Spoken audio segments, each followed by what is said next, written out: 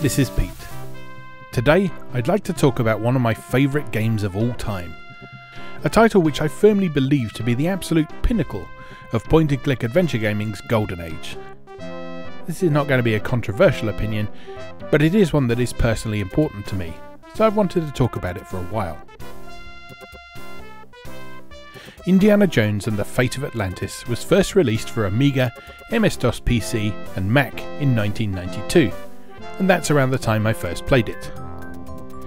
In fact, I'm pretty sure it was one of the first games I ever played on a DOS PC after our family finally made the reluctant transition from the Atari ST, which was starting to show its age a bit by the early 90s, especially where gaming was concerned. And it blew me away with how much more advanced it seemed than the ST games I'd previously been enjoying up to that point, both in terms of scope and presentation. Its 256 colour VGA graphics were absolutely beautiful, and its MIDI soundtrack impressed me not only for the quality of its composition, but for its excellent use of LucasArts iMuse system, which allowed the music to dynamically and seamlessly adjust itself according to what was happening on screen. It wasn't just me that was obsessed with this game either.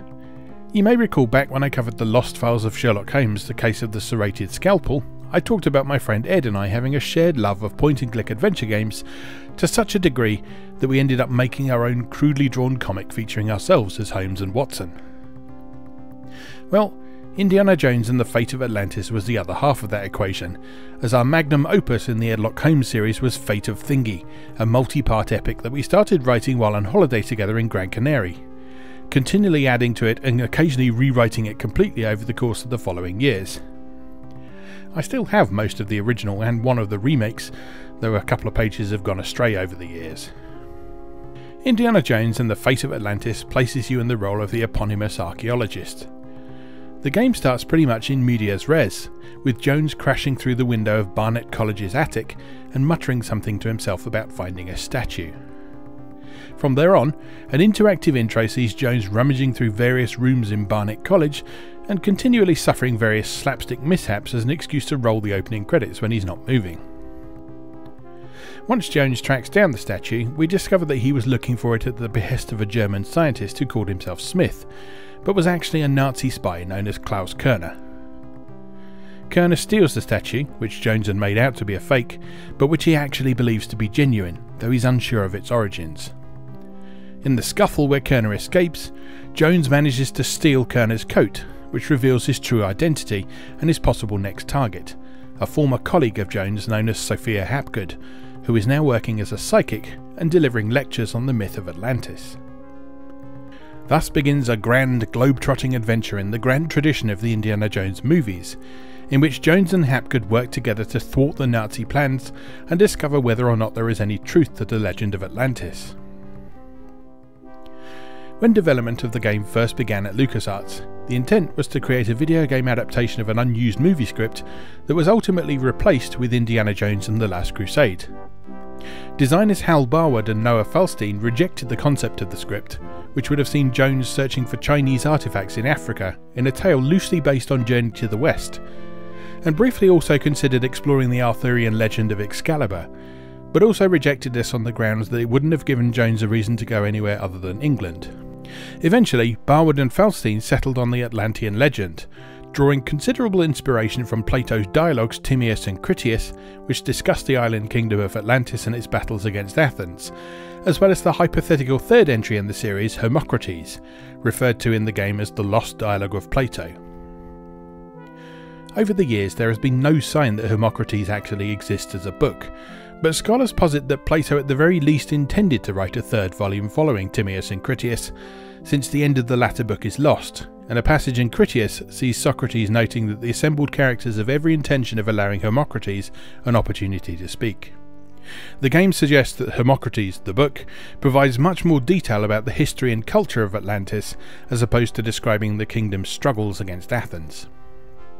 To flesh out the legend, Barwood and Falstein also explored Ignatius Loyola Donnelly's book Atlantis, the Antediluvian World, originally published in 1882. Donnelly worked on the assumption that Plato's descriptions of Atlantis were factual, and suggested in the book that all ancient civilizations were in fact descended from the Atlanteans. Donnelly's book is also the source of many modern myths about Atlantis, such as how the technology level of Atlantean civilization was well beyond the rest of the world, and how the kingdom was eventually torn apart by a civil war between good and evil. He posits that Atlantis is the true source of a variety of myths from diverse traditions and religions: the Garden of Eden from Christianity, the Gardens of Hesperides, Elysian Fields and Olympos from Greek legends, and Asgard from Nordic mythology. Furthermore, he suggests that those who came to be revered as gods by the Greeks, Phoenicians, Hindus and Scandinavians were simply the kings, queens and heroes of Atlantis, and that Egypt was the first Atlantean colony, with its civilization an attempt to reproduce that of the Atlantic island. Many of these aspects can be seen throughout Indiana Jones and the Fate of Atlantis, with a particular emphasis on the Greek mythology side of things.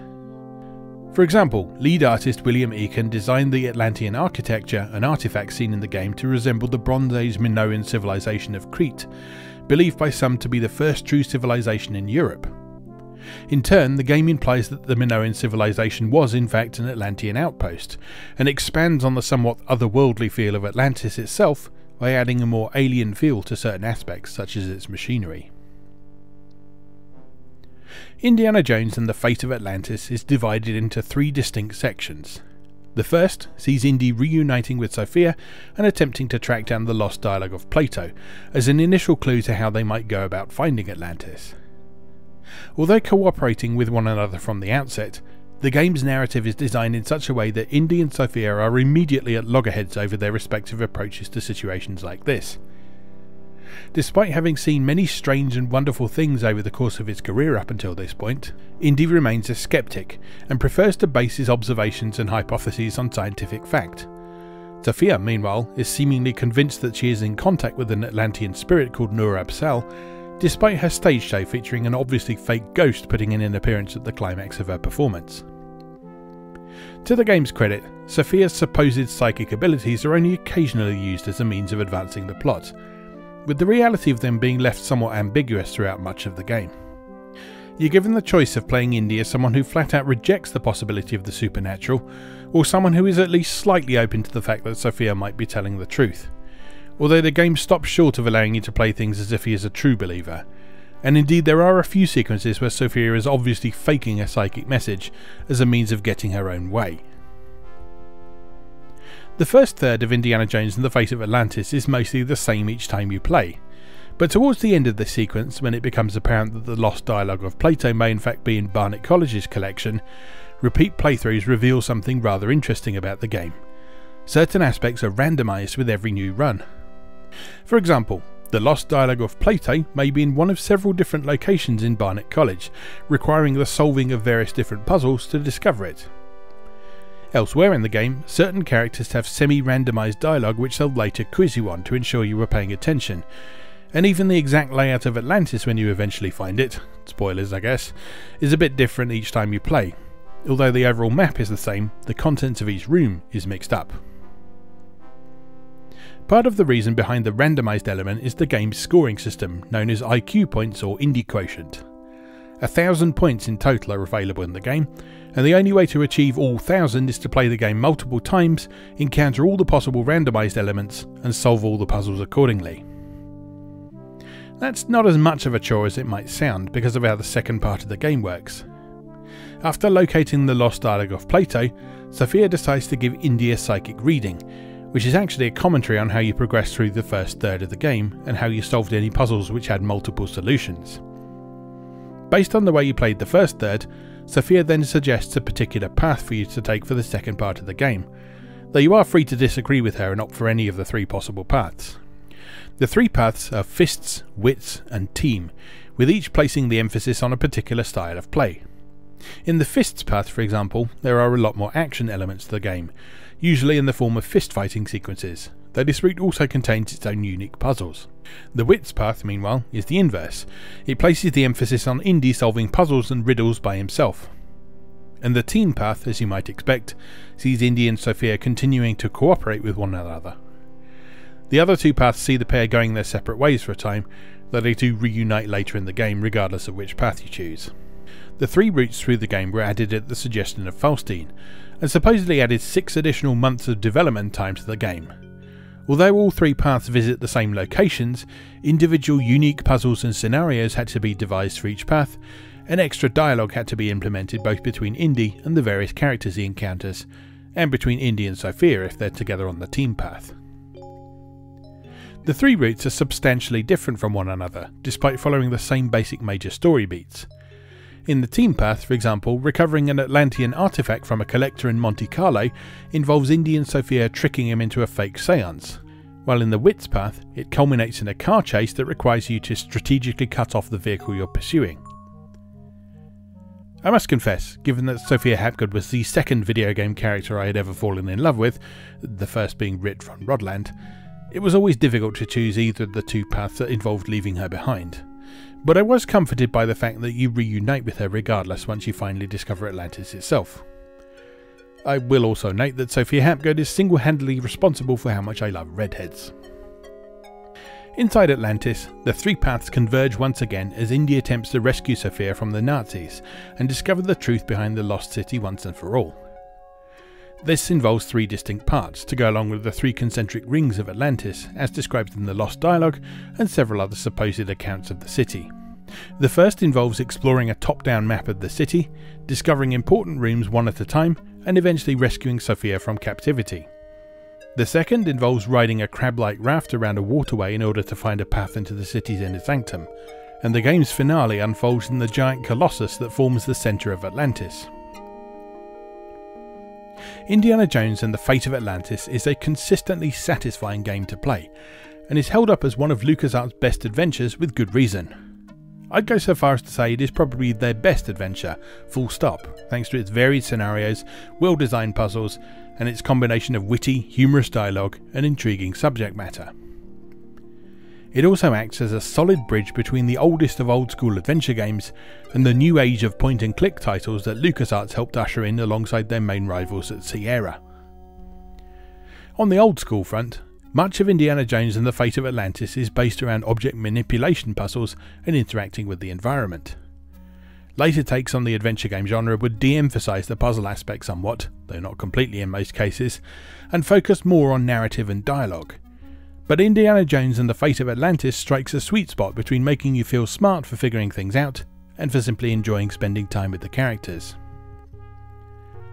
Probably its most old-school element is the inclusion of a couple of mazes, though unlike the mazes of text-based titles like Zork and Colossal Cave, Indiana Jones and the Fate of Atlantis mazes are much easier to map out and think about logically. While they still include the classic adventure game element of leaving one room on the east doesn't necessarily mean you'll enter the next from the west, the visual element immediately makes the entire situation much easier to pass and visualise.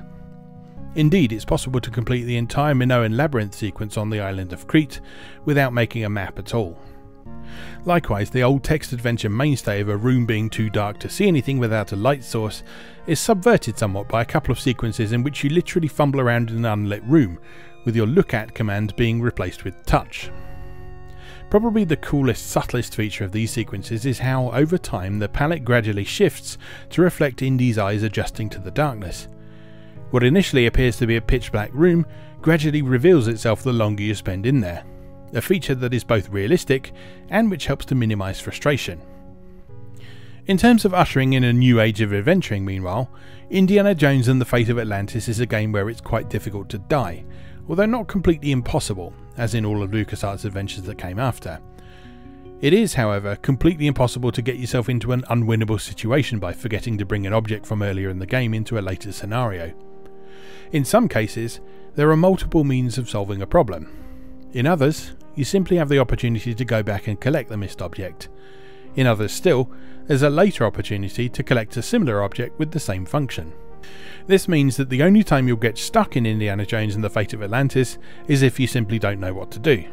And having played this game many times over the years, although it's probably at least 10 years since I last played it prior to making this video, I can remember pretty much everything you have to do. This is the sort of stuff my brain is full of, instead of anything, helpful, like remembering what day we have to put the bins out, or the fact I have an appointment with my therapist next week. If you know exactly what you're doing, a single run of Indiana Jones and the Fate of Atlantis will take you about 4 hours.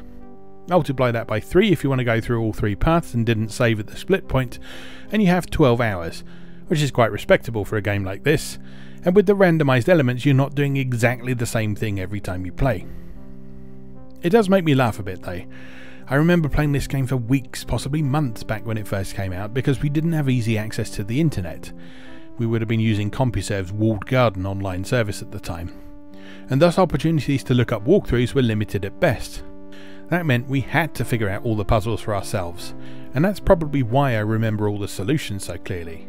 Even the weird ones, like catching a crab using a skeleton's ribcage baited with a sandwich you made on a German submarine.